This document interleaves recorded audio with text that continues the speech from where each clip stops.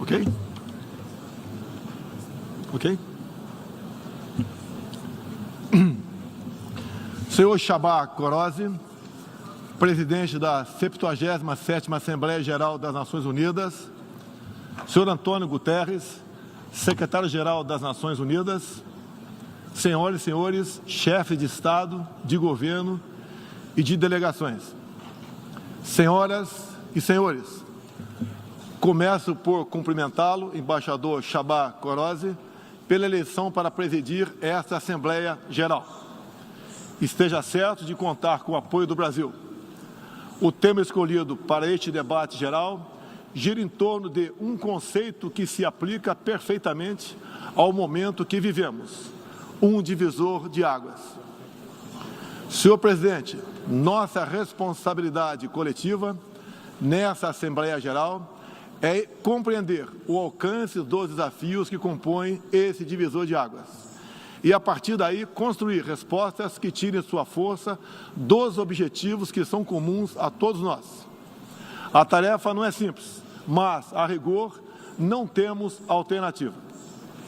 Esse esforço tem de começar no interior de cada um dos nossos países. Antes de tudo, é aquilo que realizamos no plano interno que dá a medida da autoridade com que agimos no plano internacional. Deixe-me falar da perspectiva do meu país. Quando o Brasil se manifesta sobre a agenda da saúde pública, fazemos isso com a autoridade de um governo que, durante a pandemia da Covid-19, não poupou esforços para salvar vidas e preservar empregos. Como tantos outros países, concentramos nossa atenção, desde a primeira hora, em garantir um auxílio financeiro emergencial aos mais necessitados. O nosso objetivo foi proteger a renda das famílias para que elas conseguissem enfrentar as dificuldades econômicas decorrentes da pandemia. Beneficiamos mais de 68 milhões de pessoas, o equivalente a 1/3 da nossa população.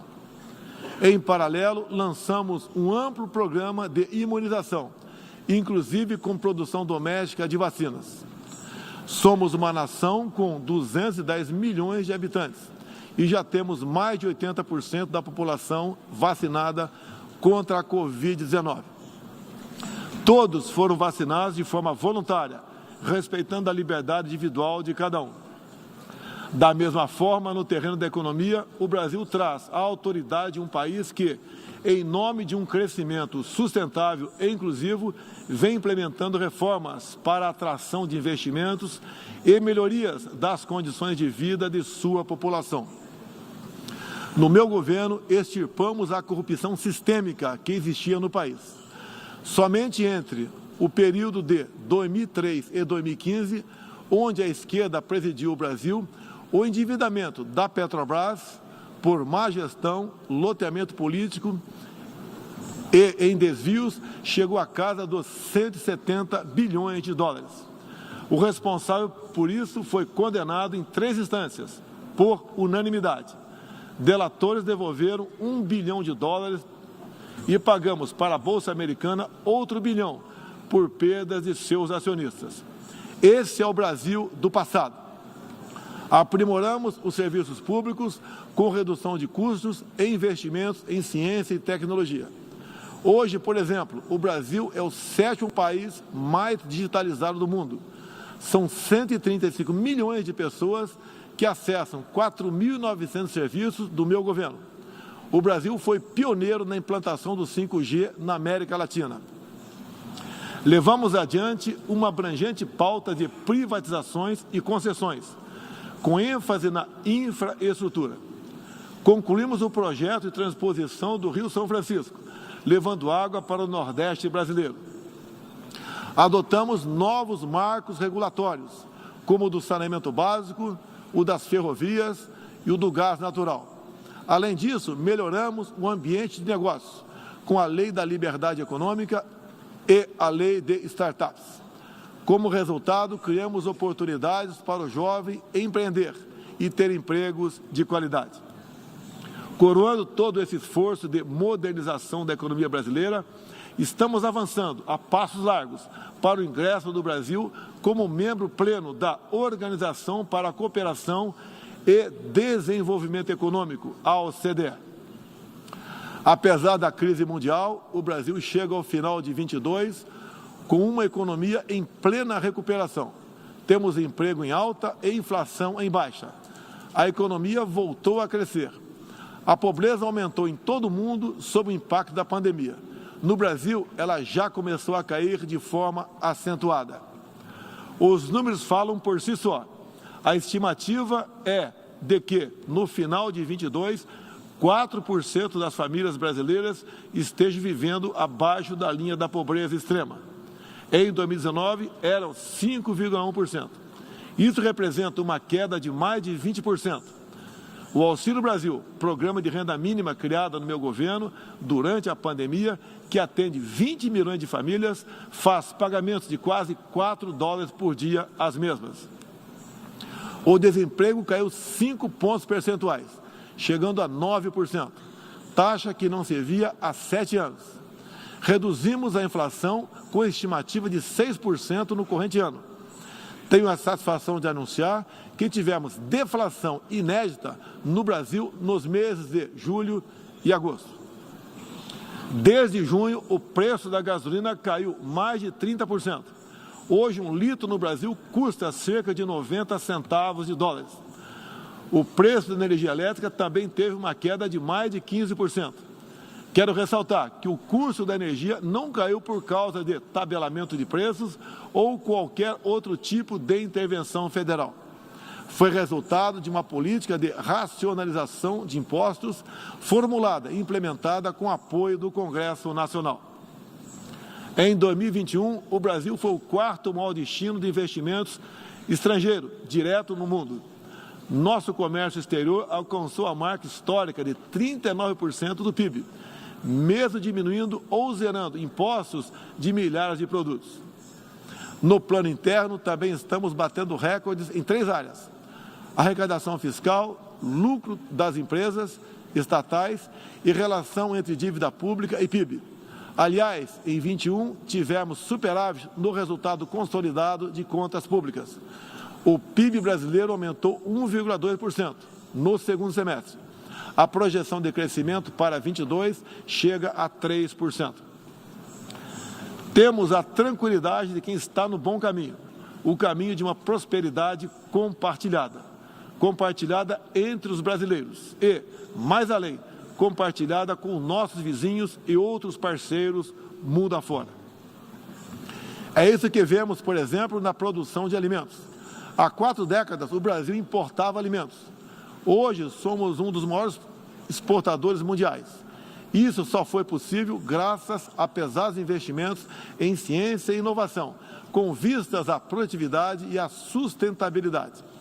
Faço aqui um tributo à pessoa de Alisson Paulinelli, candidato brasileiro ao Prêmio Nobel da Paz, por seu papel na expansão da fronteira agrícola brasileira com o uso de novas tecnologias.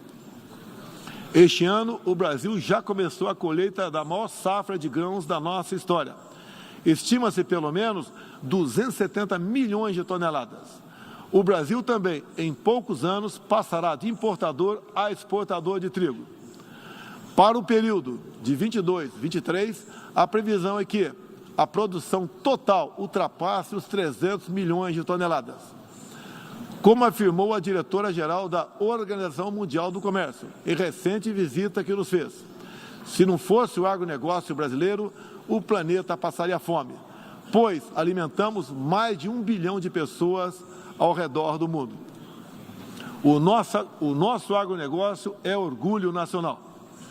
Senhor presidente, quero lembrar que, também na área do desenvolvimento sustentável, o patrimônio de realizações do Brasil é fonte de credibilidade para a ação internacional do nosso país. Em matéria de meio ambiente e desenvolvimento sustentável, o Brasil é parte da solução e referência para o mundo. 2/3 de todo o território brasileiro permanece com vegetação nativa, que se encontra exatamente como estava quando o Brasil foi descoberto em 1500. Na Amazônia brasileira, A área equivalente à Europa Ocidental, mais de 80% da floresta continua intocada, ao contrário do que é divulgado pela grande mídia nacional e internacional. É fundamental que, ao cuidarmos do meio ambiente, não esqueçamos das pessoas. A região amazônica abriga mais de 20 milhões de habitantes, entre eles indígenas e ribeirinhos, cuja subsistência depende de algum aproveitamento econômico da floresta. Levamos internet a mais de 11 mil escolas rurais e a mais de 500 comunidades indígenas.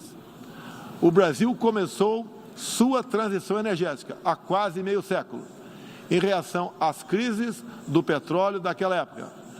Hoje temos uma indústria de biocombustíveis moderna e sustentável. Indústria que contribui para a matriz energética mais limpa entre os países do G20. Cerca de 84% da nossa matriz elétrica atualmente é renovável. E esse é o objetivo que muitos países desenvolvidos esperam alcançar somente depois de 2040 ou 2050. No ano passado, o Brasil foi escolhido pelas Nações Unidas como o país campeão da transição energética. Temos capacidade para ser um grande exportador mundial de energia limpa. Contamos com excedente já em construção, que pode chegar a mais de 100 gigawatts, entre biomassa, eólica, terrestre e solar, além da oportunidade ainda não explorada de eólicas marítimas de 700 gigawatts, com um dos menores custos de produção do mundo. Essas fontes produzirão hidrogênio verde para exportação. Parte dessa energia, 100% limpa, abre a possibilidade de sermos fornecedores de produtos industriais altamente competitivos, especialmente no Nordeste brasileiro, com uma das menores pegadas de carbono do mundo. A agenda do desenvolvimento sustentável é afetada de várias maneiras pelas ameaças à paz e à segurança internacional. Erguemos as Nações Unidas em meio aos escombros da Segunda Guerra Mundial. O que nos motivava naquele momento era a determinação de evitar que se repetisse o ciclo de destruição que marcou a primeira metade do século XX. Até certo ponto, podemos dizer que fomos bem-sucedidos. Mas hoje, o conflito na Ucrânia serve de alerta. Uma reforma da ONU é essencial para encontrarmos a paz mundial. No caso específico do Conselho de Segurança, após 25 anos de debates, está claro que precisamos buscar soluções inovadoras. O Brasil fala desse assunto com base em uma experiência que remonta aos primórdios da ONU. É pela 11ª vez que ocupamos assento não permanente no Conselho. Temos buscado dar o melhor de nós para a solução pacífica e negociada dos conflitos internacionais, sempre guiados pela Carta da ONU e pelo direito internacional. O Brasil também tem um longo histórico de participação em missões de paz da ONU. De Suez a Angola, do Haiti ao Líbano, sempre estivemos ao lado da manutenção da paz.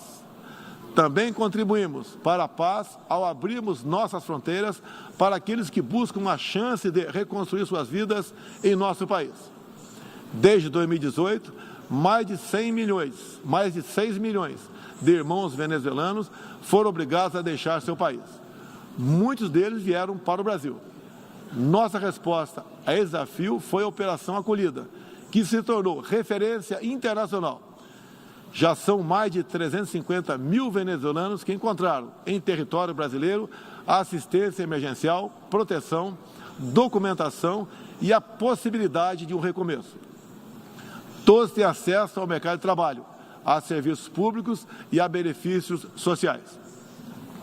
Nos últimos meses, chegam por dia ao Brasil a pé cerca de 600 venezuelanos, a grande maioria dos quais mulheres e crianças, pesando em média 15 quilos a menos do que tinham antes, fugindo da violência e da fome. A política brasileira de acolhimento humanitário vai além da Venezuela. Temos também recebido haitianos, sírios, afegãos e ucranianos. Senhor presidente, O conflito na Ucrânia já se estende por 7 meses e gera apreensão não apenas na Europa, mas em todo o mundo. Quero, em primeiro lugar, renovar o agradecimento do Brasil aos países que ajudaram na evacuação de brasileiros que se encontravam na Ucrânia quando começou o conflito. Refiro-me especialmente à Eslováquia, Hungria, Polônia, Romênia e República Tcheca. A operação foi exitosa. Não deixamos ninguém para trás, nem mesmo seus animais de estimação. Diante do conflito em si, o Brasil tem se pautado pelos princípios do direito internacional e da Carta da ONU. Princípios que estão consagrados também em nossa Constituição. Defendemos um cessar-fogo imediato, a proteção de civis e não combatentes, a preservação da infraestrutura crítica para assistência à população e a manutenção de todos os canais de diálogo entre as partes em conflito. Esses são os primeiros passos para alcançarmos uma solução que seja duradoura e sustentável. Temos trabalhado nessa direção. Nas Nações Unidas e em outros fóruns, temos tentado evitar o bloqueio dos canais de diálogo, causado pela polarização em torno do conflito. É nesse sentido que somos contra o isolamento diplomático e econômico. As consequências do conflito já se fazem sentir nos preços mundiais de alimentos, de combustíveis e de outros insumos. Esses impactos nos colocam a todos na contramão dos objetivos do desenvolvimento sustentável. Países que se apresentavam como líderes da economia de baixo carbono, agora passaram a usar fontes sujas de energia.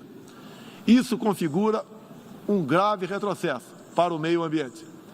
Apoiamos todos os esforços para reduzir os impactos econômicos dessa crise, mas não acreditamos que o melhor caminho seja a adoção de sanções unilaterais e seletivas, contrárias ao direito internacional. Essas medidas têm prejudicado a retomada da economia e afetado os direitos humanos de populações vulneráveis, inclusive em países da própria Europa. A solução para o conflito da Ucrânia será alcançada somente pela negociação e pelo diálogo.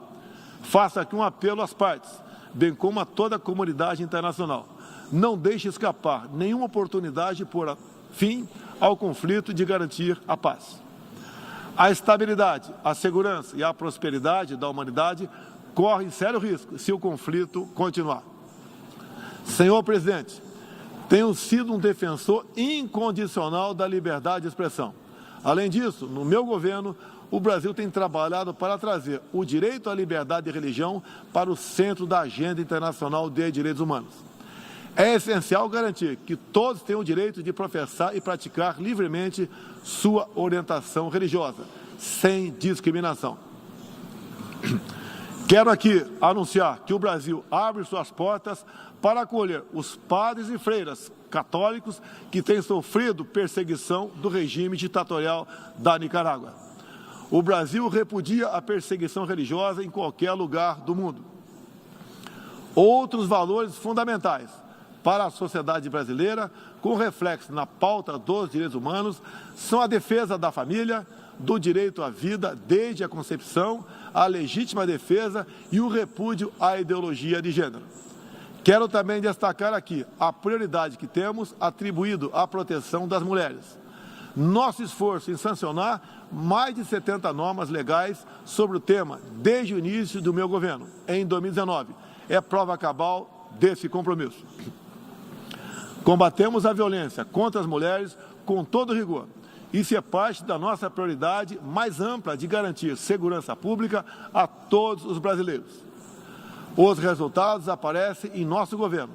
A queda de 7,7% no número de feminicídios e diminuição do número geral de mortes por homicídio. Em 2017, eram 30 mortes por 100 mil habitantes. Agora são 19. A violência no campo também caiu ao mesmo tempo que aumentamos a regularização da propriedade da terra para os assentados. No meu governo, entregamos 400 mil títulos rurais, 80% deles para as mulheres. Trabalhamos no Brasil para que tenhamos mulheres fortes e independentes, para que possam chegar aonde elas quiserem. A primeira-dama, Michele Bolsonaro, trouxe novo significado ao trabalho de voluntariado desde 2019, com especial atenção aos portadores de deficiências e doenças raras. Senhor presidente, senhor secretário-geral, senhoras e senhores, chefe de Estado e de governo, senhoras e senhores, neste 7 de setembro, o Brasil completou 200 anos de história como nação independente.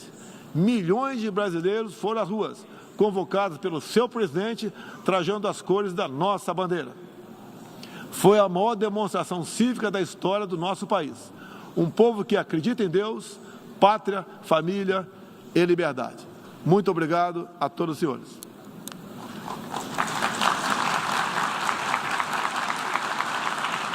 Tá aí, esse foi o discurso do presidente Jair Bolsonaro na abertura da Assembleia Geral da ONU em Nova York.